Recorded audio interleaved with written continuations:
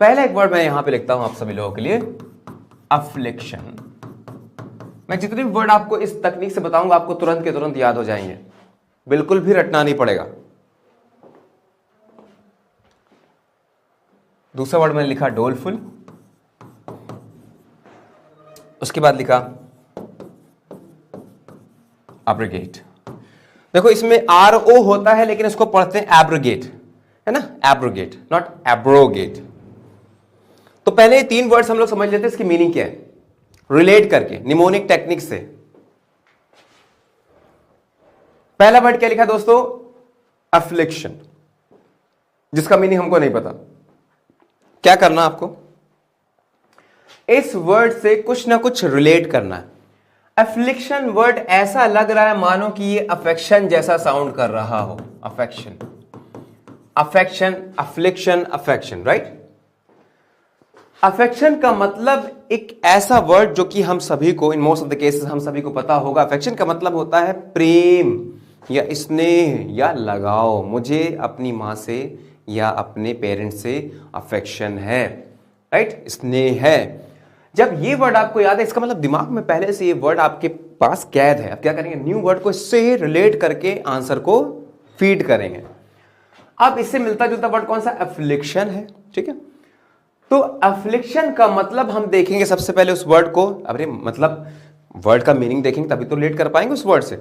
इसका मतलब हमने देखा तो इसका मतलब आया सैड। मतलब क्या हुआ, एक्चुअली ये अफ्लिक्शन है, इसका मतलब ये सैड नहीं बल्कि सैडनेस होगा, क्योंकि नाउन है, एडजेक्टिव नहीं है।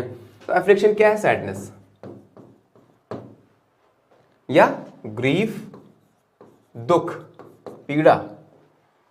अफ्लिक्शन क्या है, दुख या पीड़ा, ग्रीफ, सैडनेस।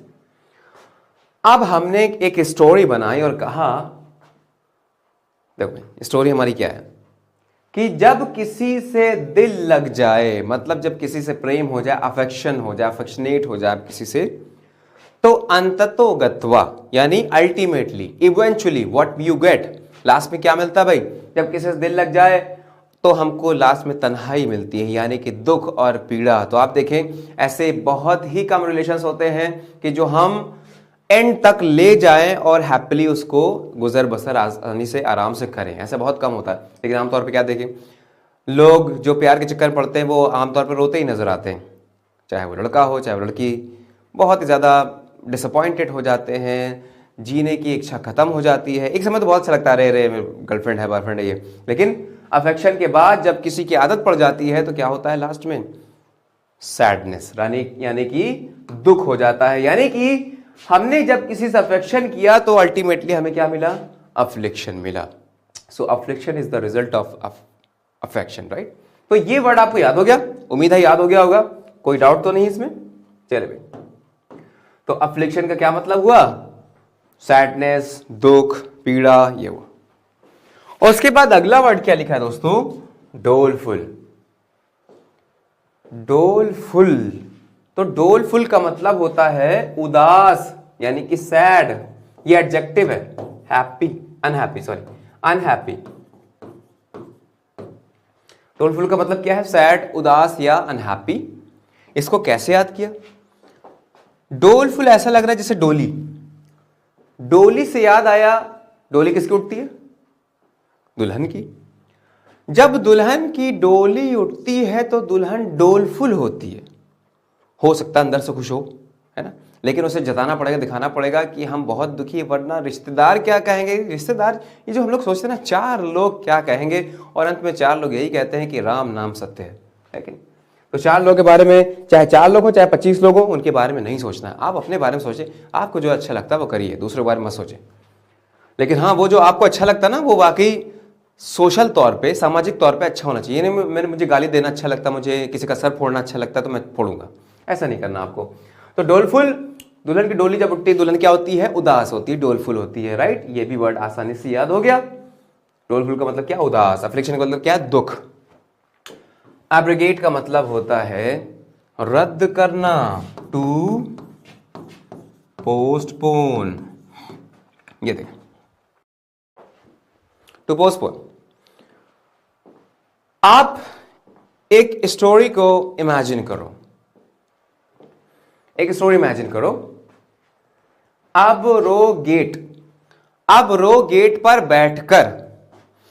आपको याद होगा जब हमारा कहीं सेंटर जाता है, एग्जाम पढ़ता है, तो हम लोग क्या करते हैं कि सेंटर पे जाते हैं और मम्मी पापा भी आते हैं भाई साथ दिलाने, सपोर्ट करने के लिए। अरे भाई आज एग्जाम है तुम्हारा बहुत डिफिकल्ट वाला, हम भी तुम्हारे साथ जाएंगे, हम भी तुम्हारे साथ रोएंगे गाएंगे, तुम्हारे दुख में हम भी साथ हैं, है ना। कई पेरेंट्स अपने बच्चों के साथ आते हैं, बच्चों तो नहीं कहेंगे, बड़े बड़े हम लोग हो जाते हैं, खैर। तो एक सपोर्ट चाहिए होता है कि हाँ भाई मेरा पेपर है, आईआईटी का पेपर है, इसका पेपर है, उसका मुझे हौसला चाहिए भाई, है ना। तो भाई पेरेंट्स कहीं भी हो तो हौसला तो रहता ही है। वहां पे अंदर से खबर ये आ जाए कि पेपर हो गया रद्द, कैंसिल हो गया, तो अब क्या होगा अगर पेपर रद्द हो गया? तो अब रो गेट पर बैठकर, क्योंकि पेपर आपका एग्जाम जो है वो एब्रोगेट हो गया, एब्रोगेट हो गया, राइट। तो इस वजह से हमें इसका मीनिंग भी समझ में आ जाएगा, रद्द कर देना या किसी को स्थगित कर देना, पोस्टपोन कर देना। क्लियर? ये तीनों की वर्ड की मीनिंग आपको समझ में आ गए होंगे। अफेक्शन का मतलब दुख होता है, डोलफुल का मतलब होता है दुखी, और एब्रोगेट का मतलब होता है पोस्टपोन करना, रद्द करना। क्लियर हो गया? ये तीनों वर्ड समझ में आए? कुछ और भी वर्ड्स देखते हैं, उसके बाद हमारे पास और भी वर्ड्स हैं जो कि हमने पीपीटी के फॉर्म में बनाए हैं, उनको भी देखेंगे।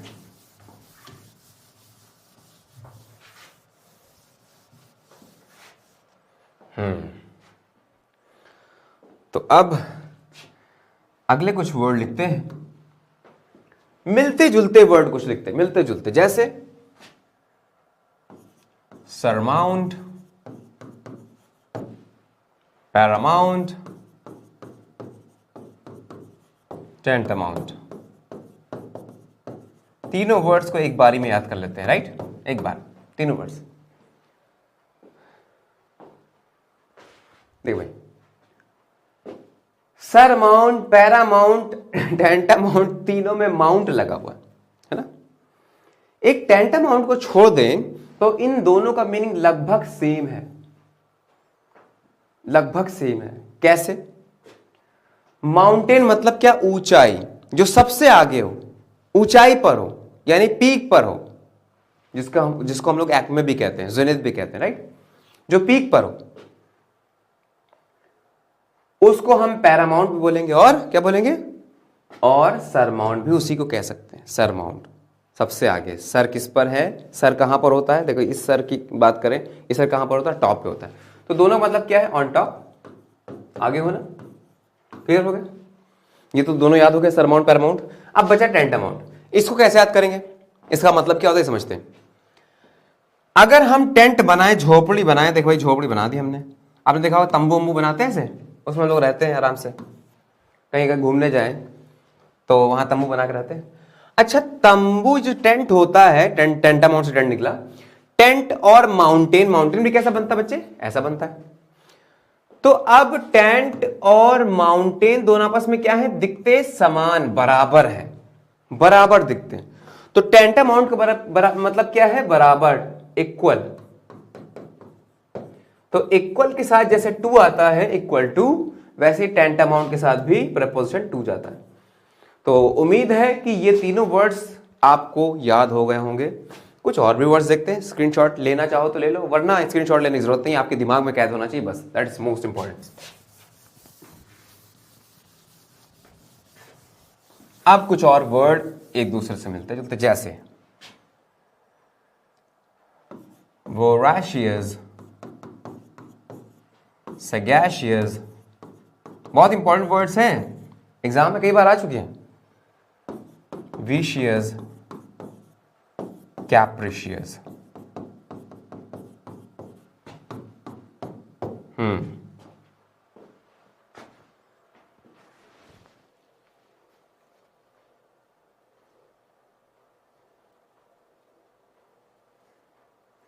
पहला वर्ड क्या है? Voracious.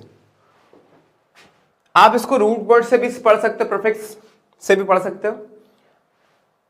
VOR is use for food, है ना, या खाने के सेंस में यूज होता है। आप ऐसे भी इसको डिस्कस कर सकते हो, समझ सकते हो, वोराशियस। ऐसे भी इसको समझ सकते हो, वोराशियस ऐसा साउंड कर रहा है जैसे वो राक्षस, वो राक्षस, वो राक्षस, वो राक्षस, वोराशियस, वोराशियस तक पहुंच गए। राक्षस की खासियत क्या होती है? सबसे ज्यादा, बहुत ज्यादा खाना खाता है, पेटू होता है। इससे एक वर्ड और निकल के आया, इसका सिनोनिम है ग्लटन। ग्लटन का मतलब भी क्या होता है, पेटू होता है। और इवन अगर हम कहें गोरमे, इसको गोरमेट नहीं पढ़ते हैं, गोरमे टी साइलेंट होता है, गोरमे या गोरमांड, इन सभी का मतलब क्या होता है, पेटू, है ना। अब कैसे याद किया, ग्लटन कैसे याद किया, गले तक टन भर खाना भर लिया तो पेटू कहलाए, ग्लटन कहलाए, राइट, गले तक टन भर खाना भर लिया। और गौरमे और गौरमांड कैसे याद होगा, कि गौ माता, है ना, गाय को जब आप खाना खिलाते हैं तो वो ज्यादा खाना खाती है, राइट। तो अब आप देखेंगे सब का मतलब क्या है, ज्यादा खाने वाला पेटू, राइट। तो ये तीनों वर्ड याद, 4 वर्ड याद हो गए। अब यहां पर देखें, सगैशियस का मतलब होता है बुद्धिमान, इसको हम यहां पे लिख देते हैं पेटू,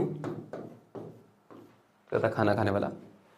सगैशियस का मतलब होता है बुद्धिमान, वाइज, इंटेलिजेंट। कैसे याद किया, साग, आपको याद होगा बचपन में जब आप छोटे थे तो आपके पेरेंट्स अक्सर कहा करते बेटा साग सब्जियां, हरी सब्जियां खाया करो, दिमाग तेज होगा। तो साग खाने वाले कैसे होते हैं, सगैशियस होते हैं, ये भी वर्ड याद हो गया। उसके बाद क्या है, विशियस, विशियस, विष से बना, जो हार्मफुल हो, हार्मफुल, कष्टकारी,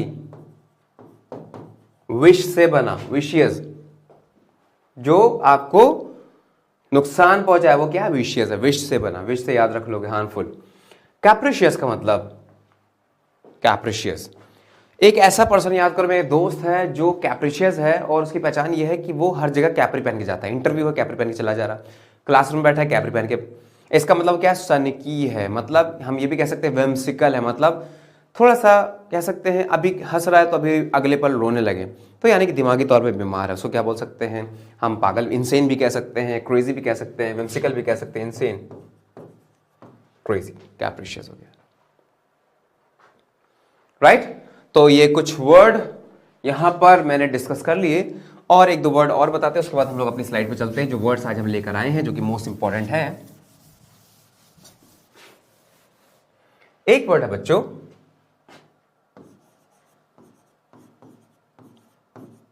ये,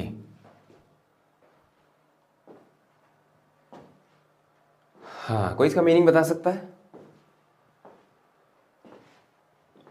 एक वर्ड है मिटिगेट और एक वर्ड है डॉन्टिंग। तीनों का वर्ड का मीनिंग मैं आपको आज क्लियर करने वाला हूं। इसको मैकैब्रा नहीं पढ़ते, इसको पढ़ते हैं मकाब्रा, क्या आबरा का डाबरा वाला मकाब्रा, राइट, मकाब्रा। इसका मतलब होता है कोई डराने वाली चीज, कोई भूतनी पिशाच से रिलेटेड कोई चीज, यानी कि एक वर्ड आपने सुना होगा गैसली, है ना, घोस्ट से बना है। इसको घोस्ट नहीं, एक्चुअली हम लोग बचपन से पढ़ते हैं, इसका प्रोनाउंसिएशन होता है घोस्ट, लेकिन ये घा नहीं होता बल्कि गा होता है, तो गोस्ट या गैसली, टी साइलेंट है यहां पर, गैसली या गोस्ट से रिलेटेड है ये, डरावना कोई चीज, भूत पिशाच वाला, डराना डरावना कोई चीज ऐसा ना, तो उसको क्या बोलेंगे, मकबरे से याद आएगा, कब्र, कब्र या मकबरा, कब्र होता ना, डरावनी होती है, तो कोई डरावनी चीज, तो उसको क्या बोल देंगे, मकाबरा बोल देंगे। मिटिगेट का मतलब होता है कम करना, टू लेसन, कम करना, तो मिट जाना, कम हो जाना, मिटिगेट, है ना, मिट जाना, कम करना, टू लेसन हो जाएगा। डॉन्टिंग का मतलब डराने वाला, डराने वाला, देखिए डराने वाला, डॉन क्या करता है, डॉन्टिंग, डॉन क्या करता है, डराता है, डॉन बड़ा डॉन्टिंग होता है। तो ये सारे के सारे वर्ड्स याद हो गए। अब चलते हैं